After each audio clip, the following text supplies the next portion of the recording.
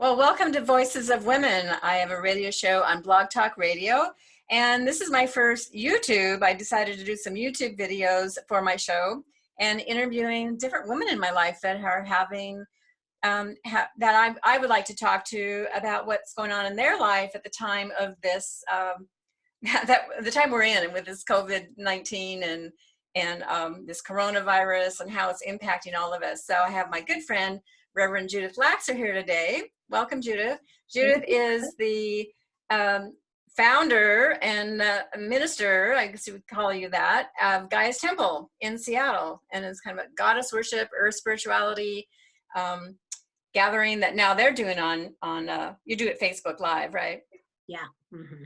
Yes. So, Judith's been posting a lot of really good advice on Facebook and does these live in person. It's so wonderful to see it live that you're actually talking and you can go back and hear, you don't have to listen to those right when they're live. Yeah, they're recorded and they stay on the feed, so you can always scroll back to find them, which is a really nice feature because if you miss it in real time, you can still get the goods. Right, right. And the one yesterday, you were talking about Elizabeth Gilbert's an experience you had with her. And it was about she hates to make her bed in the morning, but then at night she realizes like, oh, she wish, so to work from the perspective, because it is hard to get motivated right now for people. It is. I found it. I'm bitter now, and the people say to have a structure, to create structure. So my structure is kind of funny, but I try to accomplish at least one thing a day, but I'm not pushing myself to, it's like I can't do like I did. I'm not in a do mode. But if I feel good, if I finish one thing that day. Right. And, exactly. But I just wanted to share about, that thing about, living for the future right now, creating for the future was what came up for me. And I think it was a webinar I took, but maybe it was a meditation during it, was to bring back my radio show and talk to women about their experiences of what they're going through, what they're doing to manage this time of isolation, and how we see life going forward after this, that we see there's so many things happening. How is it going to impact us going forward? And I thought you were the perfect person to first talk to about this because you've been sharing so much wonderful information, whether it's been herbal practices to help you. So let's start there. Yeah. So, I just thought that, I guess one big way that this has impacted me, and I know we're probably going to talk about a lot of different things, but it's really pushed me forward into doing these live streams, which people have been asking me to do for a long time, and to get my own YouTube channel, which I'm looking into and all that sort of stuff. But I've always been reticent to do it and nervous about doing it. And, times like this, that's where the expression necessity is the mother of invention. Like we're having to just push past whatever our comfort zones are to figure out how do we stay connected, and as a priestess, that's an important part of my work. So I can't just say, oh, well, I'm shy of the camera, I don't want to do it. It's like, you've got to. So it's really pushed me forward, which has been one of the blessings for it. And it's shown me that not only can I do this, but I don't have to have the script right in front of me, and I'm starting to trust myself to speak in the moment about what it is. Anyway, so on a personal level, that's something that has really shifted for me. But just as far as what is important for me to be putting out there in the world, as as a minister and priestess of Gaia's Temple and my spiritual community, is what are the ways that we can support ourselves during these dire times and unprecedented times, like none of us, unprecedented times. Pretty much nobody is alive who was, we don't have any experience with pandemics. We have no experience with this kind of thing. So we're all just grappling the best we can to cope. And so I thought it's probably a good idea every once in a while to come on with different coping mechanisms. So I've done, I think, 3 of them now, and the first, or maybe 4, but anyway, the first one was about grounding, right? Mm-hmm. So that when we start to feel like we're just, crazy with our thoughts and our emotions roiling and, taking us away from feeling really healthy and strong and centered, that we can take those worries and concerns and just ground them and give them back to, the earth, let her compost that energy so that we are not suffering so badly. So that was the first one that I did. And then the second one that I did was on aromatics. And you can find all of these on my personal Facebook page. And I talked about aromatics because what happens, it's such a primal sense, our sense of smell. And so when you find yourself sort of spinning out in your head, like just going down the road of like difficult thoughts and worries and, oh my God, what if this and what if that and uh-oh and uh-oh and uh-oh. And the brain will just take you down that road with worry. And if you use aromatics, like smelling some lavender or rosemary or any strong scent, like, you know what it's like when you walk in and someone's just brewed coffee or they're just cooking bacon. Like, you know, whenever those delicious smells come in, you go, oh, and it kind of takes you away. It sort of interrupts what you've been thinking. So aromatics are a good way to sort of interrupt the brain from the worry stream, you know? Oh, give us some examples of the aromatics you use. Well, like I have a whole, I'm a pretty avid gardener and I've got a lot of, you know, dried herbs from my garden. So I like will have a big bowl of lavender buds and I'll just go, maybe I'll wash my hands in the lavender or just pick up a whole bunch and like, just smell the lavender and it just, oh, you know, it calms me, it's soothing, it takes you away. Rosemary does the same thing too, very strong aromatic, and I've got a huge rosemary bush in my front yard. You just go out there, rub your hands on it, and oh my goodness, it just makes a difference. Many of us know what it's like to burn sage when we're, you know, want to relieve negative energy around us. So sage is another strong aromatic. But even if you don't have these herbs, you know, one of the things I said in that little video was, you know, I bet you've got like cinnamon sticks in your pantry, right? Or clove or even nutmeg, you know, allspice, garlic even, which some people find the smell of garlic. I mean, I love garlic. It's delicious. It's not a sweet smell, certainly, but it's a strong enough smell so that it interrupts you. It's like a disruptor. The mind stops and focuses completely on the scent when you're sniffing it. And if your mind is already going spinning out, then the scent of something strong can kind of bring you back.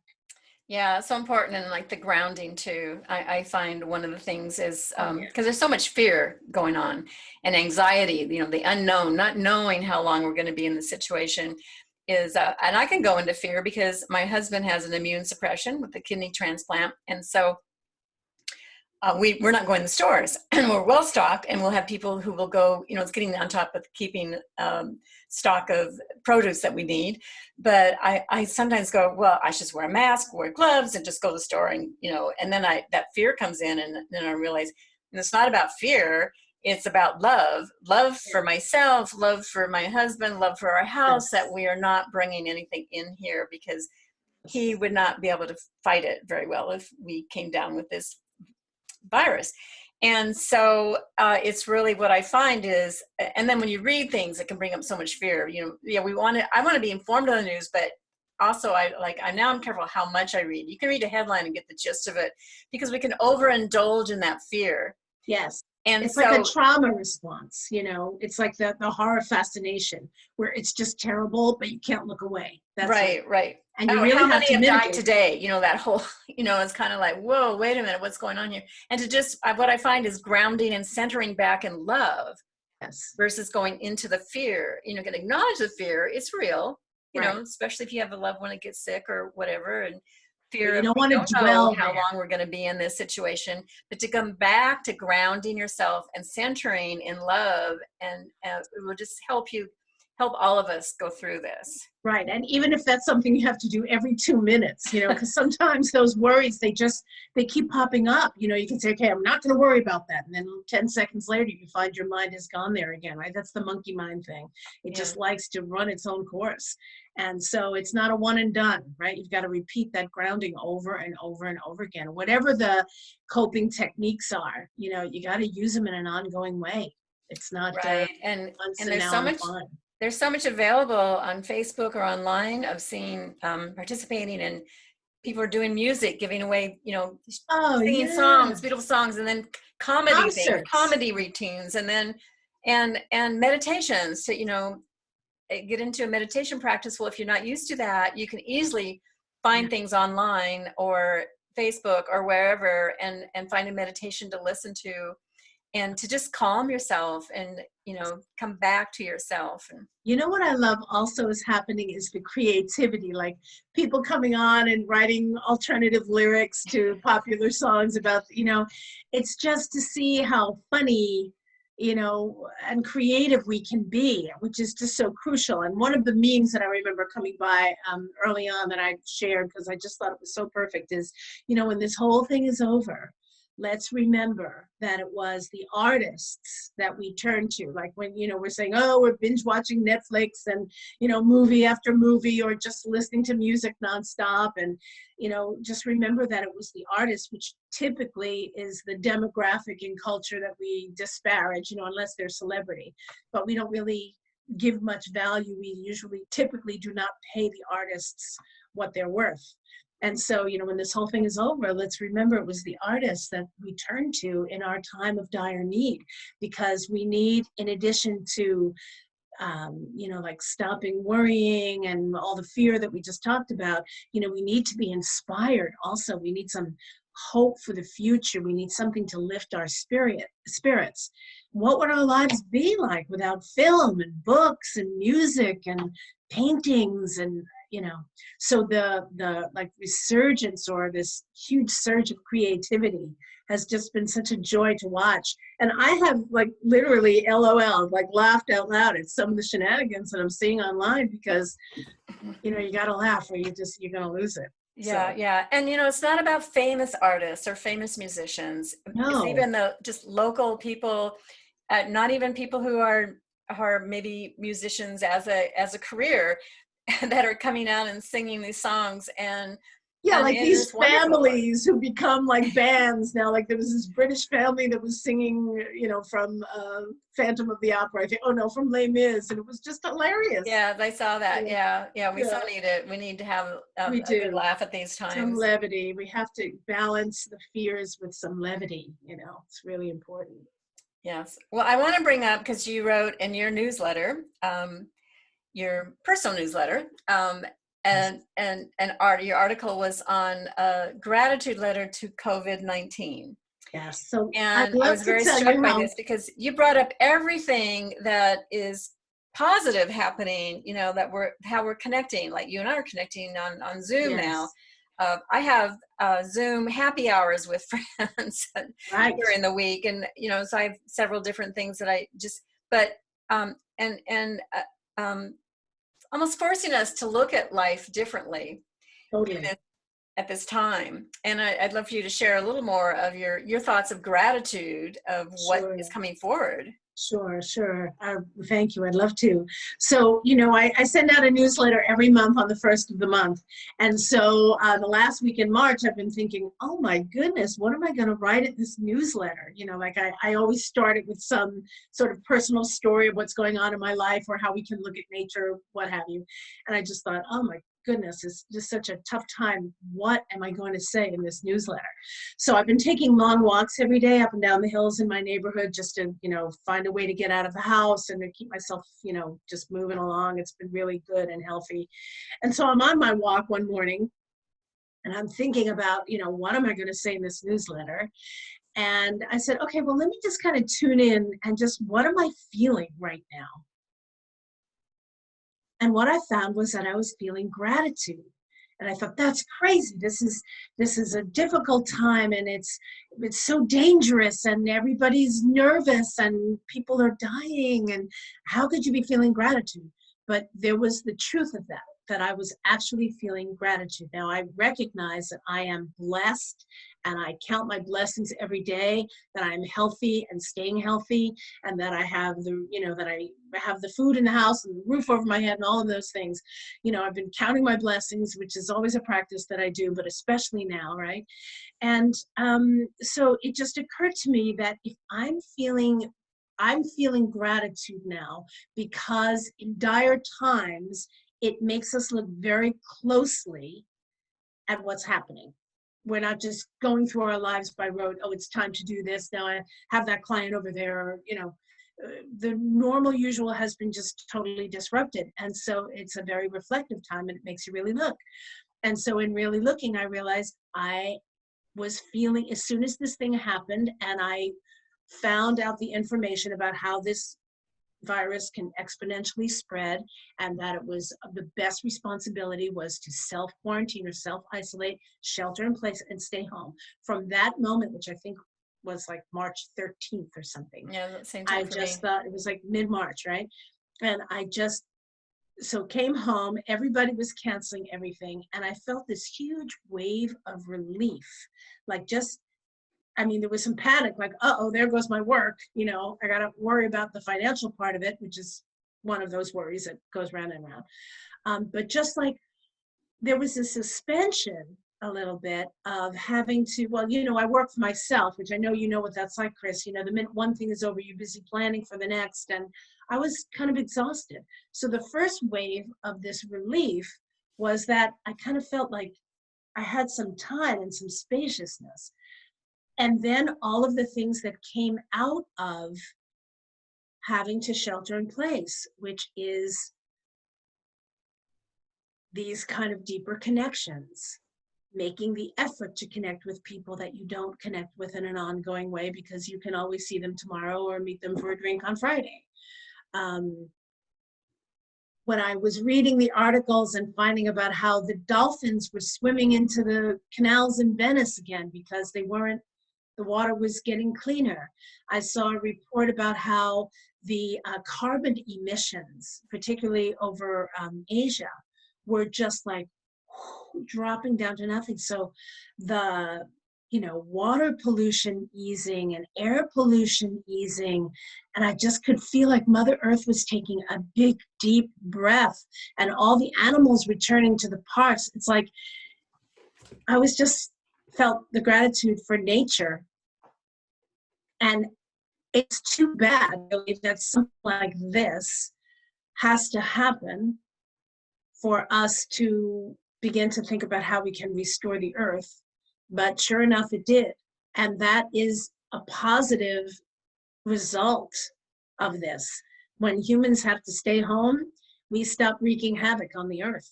And I'm grateful for that, because even though I miss, you know, I need a haircut soon, you know, so it's like those kind of things are kind of difficult on a personal level or, you know, convenience wise. But in the big picture, what really matters is the safety and health of our planet, so our species and all the species can continue to live.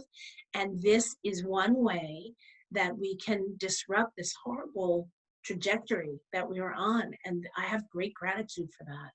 So there were just like the list of different things that I, you know, listed in this thank you note. Like the more I walked and the more I thought about it, counting what I'm grateful for, it just all kind of came together in this thank you letter. So, and it's amazing how far and wide that thing has gone, you know. It's just, you know, I was blessed that Krista Gibson published it in the New Spirit Journal, the online magazine, and then people on my mailing list, my email list, you know, I heard, first of all, I heard from people I haven't heard from in sometimes over a decade and a half, you know, just thanking me for it and thanking me for expressing what they were also feeling, but couldn't or didn't articulate somehow.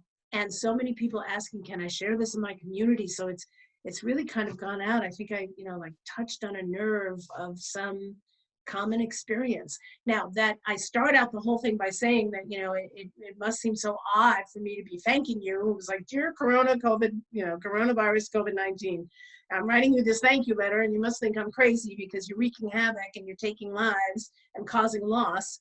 But that's not what I'm thanking you about. I'm thanking you about these things.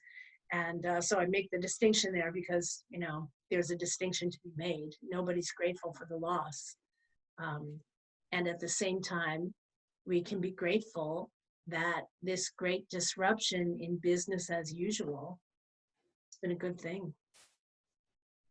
Yes, and I know for myself, and both you and I, we do.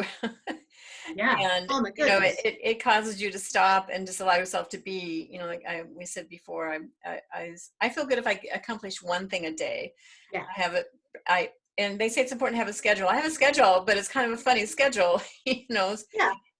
Yeah, I mean, it doesn't have to be the schedule it used to be or the schedule that anyone else has, as long as you create some sort of a structure to hold yourself, in a good way. So that, I mean, I think in one of those videos I said something like, maybe one day in your pajamas all day, kind of like Christmas Day, that's an okay thing. But, not getting out of your pajamas, not getting into the shower, not emptying the garbage, for a week or so, it's not healthy. And it's not good for the head, it's not good Yeah, for the and mind. people make funny jokes of like, oh, I've been in my PJs all day, or Yeah. wearing the same clothes for 5 days. I do get up and get dressed, but I don't get up very early. I kind of No. like I'll relax, I'll read in bed, and then get up when I want to get up and have tea and breakfast, and then I do the few things I want to do during the day, and then it's dinner, and then it's watching movies or whatever we want to do in the evening.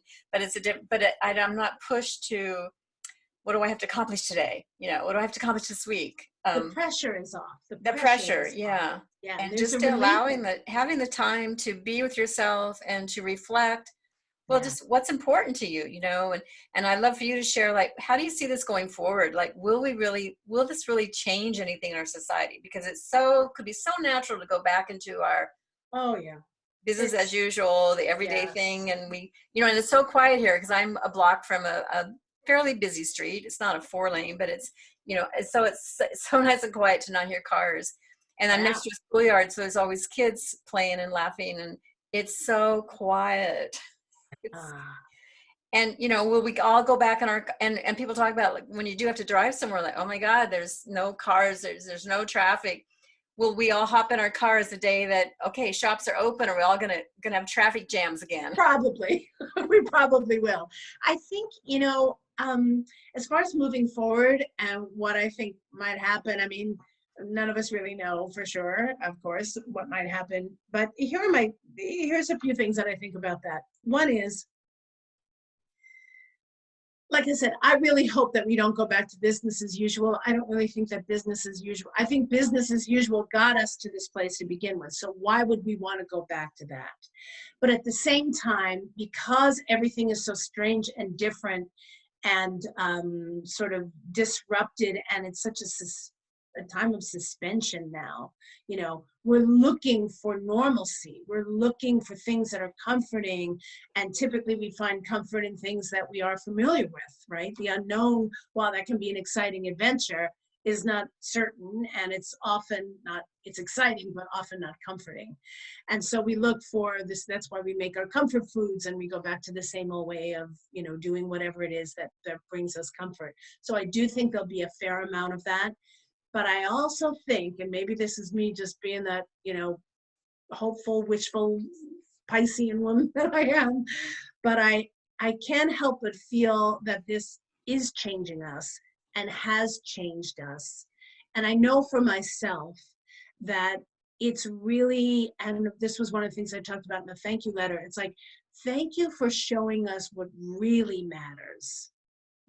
Like when you can't go get your haircut or your manicure or go to your specialty food store or whatever, when you can't do that, and you find, like, you know what, this sweet potato in the back of the fridge makes a delicious breakfast, you realize what really matters, which is just, that we're blessed to have a roof over our head and food that we can eat. And, so that awareness.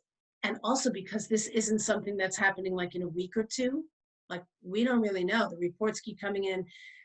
Originally, the report was that, the heat would happen in the summer, the virus would go down. Then I was hearing that there might be a resurgence coming in the autumn, and, and then when they look back at the pandemic of the Spanish flu in the early 1900s, 1918 was when it came. And then, the wave of it ended and everybody thought, okay, phew, that's over. And then it came back with a vengeance in 1919. And that actually ended up taking the majority of lives. So we would be wise to look at history and recognize that, right, once this curve is flattened, that doesn't necessarily mean we're in the clear. So going back to how it used to be is foolhardy, and really looking at what really matters, which is often way less than what we think. And we are such privileged people here in America, particularly white Americans, where the white privilege is just unbelievable when you think of people who do not have nearly the resources that we do. And so for us, it's mostly like we are inconvenienced often, but not really in dire straits. So that awareness is so strong now. And also, we're going to have to be living with that awareness forward in time. So it's not something we're going to recover from next week and then we just go back like nothing happened. And I think because it's going to last a little bit longer, however long that is, it has time to integrate. Like you can learn something, but until it's really integrated, it doesn't necessarily change your behaviors. But we have to sit with this for a good long time. Right. And I think that's going to help with the integration so that we may hopefully go forward in a different way. So for me personally, like I said, I started out by saying, it's pushed me past my comfort zone to go, live stream online, right? Which is something that I was nervous about doing. I think that a lot of my work might continue in that trajectory. I hope that I'll, still have my one-on-one with clients and my classes, my mystery school and all that sort of stuff. But the whole digital virtual connection between people, I don't think that's going to go away. I don't think that's going to drop away. So that's one big way that things will change. But another way is, like I said before, that sweet potato in the back of the fridge, makes a great breakfast. And one of the things that I've noticed in myself, especially because, so I'm going out once a week. I go down to my office to pick up the mail and water the plants. And then I do a grocery shopping on the way home and I come home. That's it. That's my one day and I'm wearing the mask and the gloves and the whole thing. And what I noticed is because, last time they didn't have the coffee that I like. So I used to put 2 scoops in the cup. Now I'm just putting 1, I'm making 2 cups at that 1 scoop. I'm noticing that I'm not letting one little bit of food be wasted. And I'm not a wasteful person to begin with, but that top of the celery is going to be saved and I'm making vegetable stock because I might not be able to go to the grocery store and buy vegetable stock. So I think those ways of being are going to be very different for me in the future too. When our awareness is heightened about our blessings and how precious they are, we take extra precaution to preserve them and to utilize every little thing. I mean, there has barely been any waste at all in my household because I don't know when I'm going to be able to get another little clamshell full of salad greens, So I think being more mindful, careful, less wasteful, recognizing how precious our lives are. These are not the things that are like right in front of our awareness when we're just going about business as usual. And I mean, we could go into the whole political thing too, which I don't think we might not want to do, but also looking at how, from the top down, this has been so mismanaged. I think that's going to make a huge difference in our future too. Yeah, that'll be interesting to see how it plays out. Yeah, I don't want to go into politics, but it is, it's kind of like we're kind of wanting, well, what's changing, for us now? I mean, we all have to change and adapt to this and what will be the new normal going forward. But then you look at people in the power, will the people in power, the politicians or corporations, how much will they change or will they be inclined to just go back to business as usual? Well, I'm pretty sure that whatever is established in the larger picture is trying desperately to hang on to how it's been. But what I mean is if each one of us individually are having awarenesses and are waking up to some truths that we've been blind to just going along our little Starbucks Netflix sort of way, and all of a sudden we're like, whoa, wait a minute, I think that is what that grassroots thing is all about. And I think with the individual awarenesses being so heightened, then that creates a collective change. And, I wish it had already happened and I wish it was way faster. But I think we'll get there. I'm holding that possibility. Yeah. That our intelligence is that, like we said, we're not going to go back to sleep. That we don't. Yeah. Well, and you know, that's true about the collective consciousness, and on a grassroots level, like how I am personally impacts the people around me. Right. Um, and it's hard to know the long-term effect.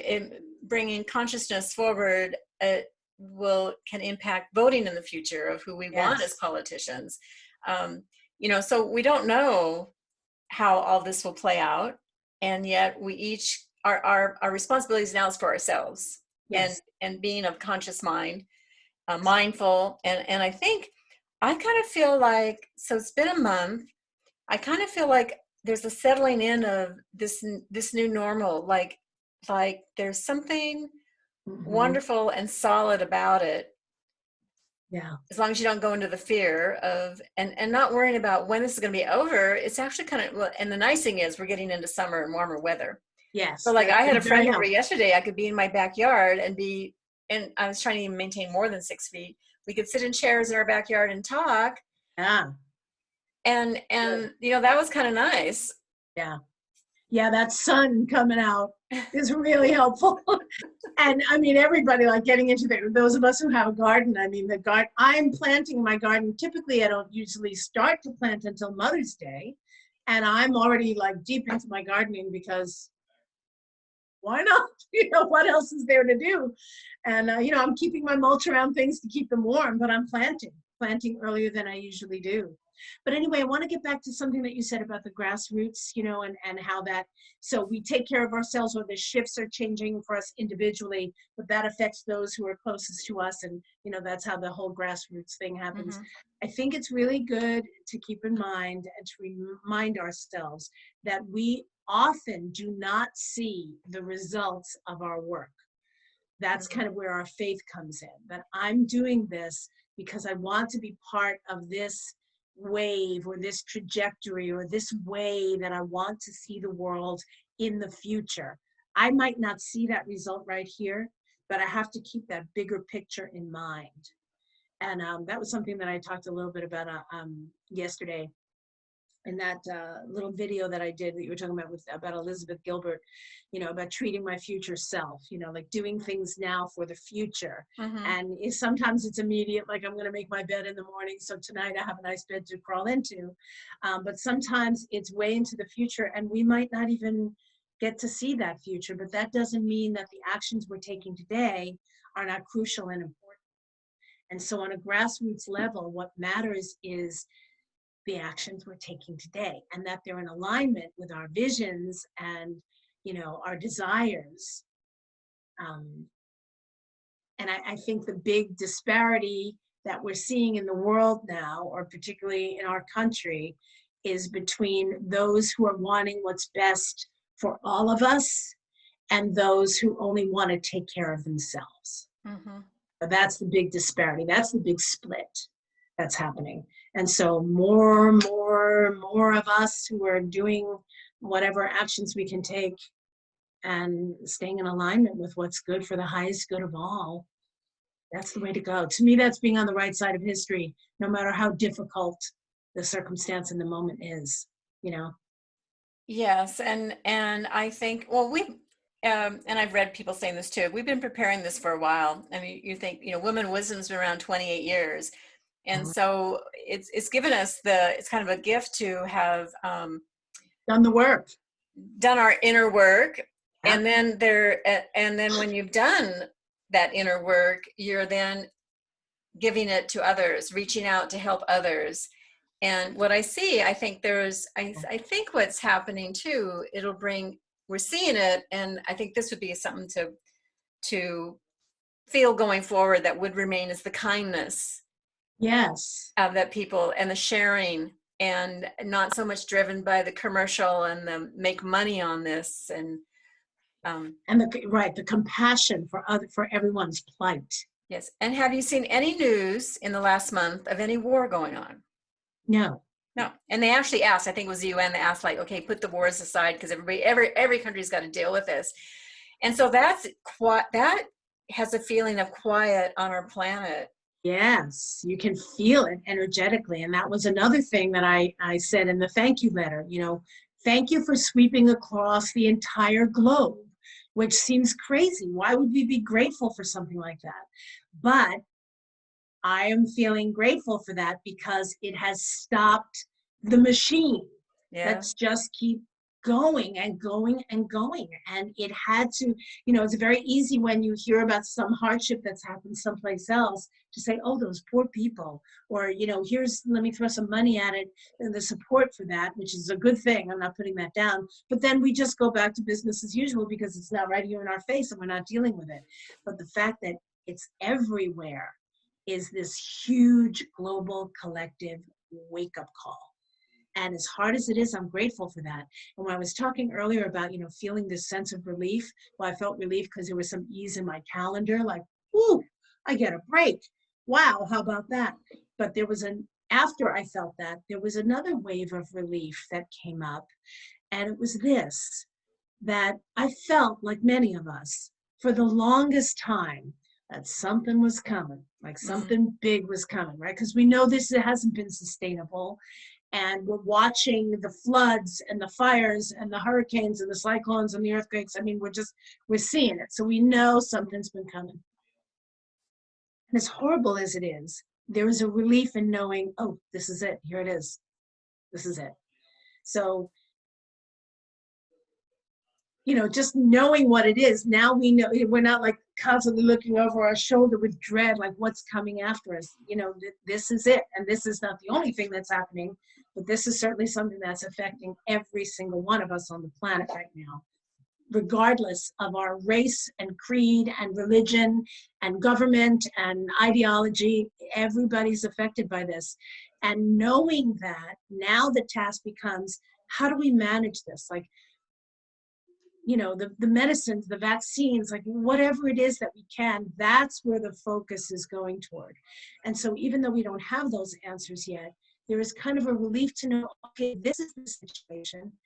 And now we know what we have to tend to, instead of where's it going to come from? How do you prepare for what you don't know? Yes. And we weren't, it's showing how unprepared we were, but there's an urgency. So the collaboration between countries, like scientists and medical people that are collaborating that are from different countries, and said, just the US people work on this, just the Germans work on this, and right. And we got to wait for the FDA to approve what the Germans did, and that's kind of because of the urgency that's being thrown out a little bit, and it because there is such an urgency, and so it's creating a more collaborative effort. Yes. And we're being hit pretty hard in the U.S. And it's kind of, the greatest country in the world. And I say, I really say that tongue in cheek because I think every country is great. But, that we have the most people, 400,000 hours, and I forget the numbers today, that have come down with the illness, and we're barely tested in this country. Yeah, and a high number of deaths. It's not quite like Italy now, but the fact that we've got more people have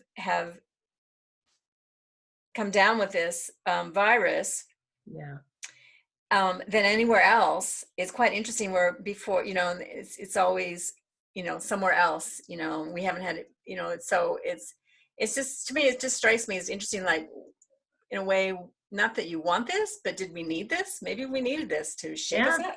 Yeah, I think it's a big wake-up call. I really do. Yeah, so our wish is everybody is managing their life well, is grounded, is stable, that people who are, a lot of people have lost their jobs right now, whether you're a waitress, or I'm thinking of people who are massage people or physical therapists who maybe can't see their clients, and just the impact financially on a lot of people that everybody gets the recovery they need from that, and everybody recovers from the illness that is having, and more people recover than actually die from this, but still, we can feel all the number of deaths. And so our wish is, going forward, that everyone can be, sustain and be good and kind to themselves and to others. I have another wish too, which is that everybody gets on board with the staying home thing, because there are still people who are not doing it. in this country.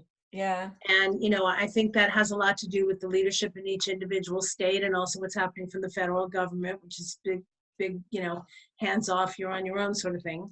But I think that it would be really great for everybody to decide, like in the last time I was at the grocery store, there was a woman there with her kids. Why are the kids there?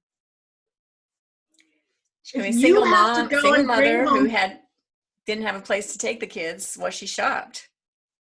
Yeah, but there must be like some there must be something she can do than bringing her kids out into the public in a pandemic. There's got to be a way, even if it's that that you and your kids, or you and your friend who have kids, have both been home for 2 weeks and nobody has shown symptoms. Okay, then maybe the kids, I don't know, something.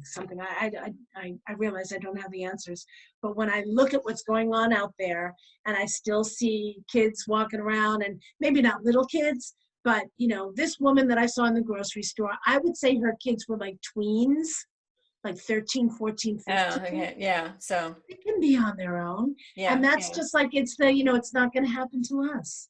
And that's my big wish, that everybody in this country decides it is their personal responsibility to flatten this thing down to nothing. And they're going to do it by staying home.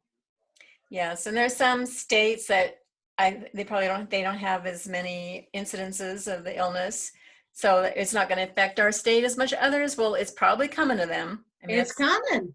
And so it's pretty naive to think that. And we're pretty lucky in Washington. Governor Inslee has done such a good job that we did the stay at home soon, and we flattened the curve, but we still have to keep that up.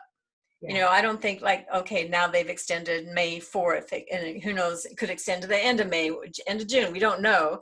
But just the day that, okay, we can go back to work and stores can open, doesn't mean it's safe for all of us to go out there. Not safe for me and my husband, because the illness, COVID-19 and the coronavirus is not going to be gone.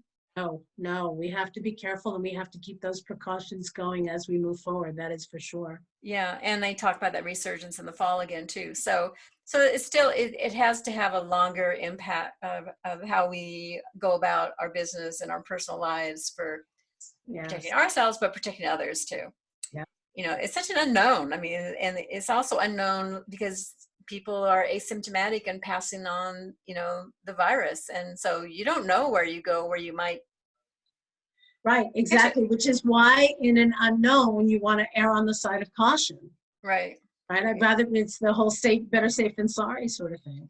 Yeah. Yeah. And if it weren't so dire, then we might take some risks, but it is dire, and we're seeing it. We're seeing it, and it's getting closer and closer and closer. Like people that I know personally, or people that I'm close to, are losing people to this disease. They're dying, and we're seeing it. My poor sister, her colleague, died, and she went to her funeral on FaceTime, which she was grateful that she was able to be there virtually, but so it's coming in, and it's coming closer.